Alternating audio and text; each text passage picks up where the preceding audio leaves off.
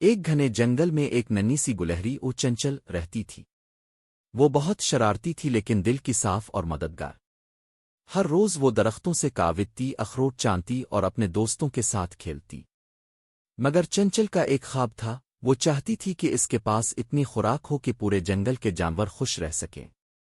ایک دن کھیلتے کھیلتے چنچل کو ایک چمکتا ہوا سنہری بیج ملا۔ اس نے بیج کو حیرت سے دیکھا اور فوراً اپنی دوست چڑیا او چنچن کے پاس لے گئی۔ چنچن نے کہا، یہ کوئی عام بیج نہیں لگتا ہے اس میں جادو ہے۔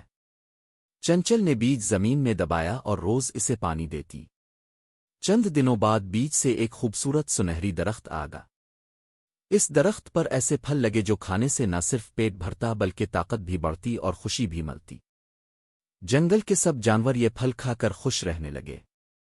شیر کو غصہ کم آنے لگا، خرگوش اور ہرن زیادہ تیز دوڑنے لگے اور پرندے زیادہ سریلی آواز میں گانے لگے۔ مگر جلد ہی ایک لالچی بندر نے سوچا، اگر میں یہ درخت اپنے قبضے میں کر لوں تو سارے جانور مجھ سے مانگیں گے۔ وہ رات کے وقت درخت کو اکھاڑنے آیا، لیکن جیسے ہی اس نے ہاتھ لگایا درخت بول الفاٹے، خوشی بانٹنے سے بڑھتی ہے، چھیننے سے ختم ہو جاتی ہے۔ بندر شرمندہ ہو گیا اور اپنی غلطی مان لی۔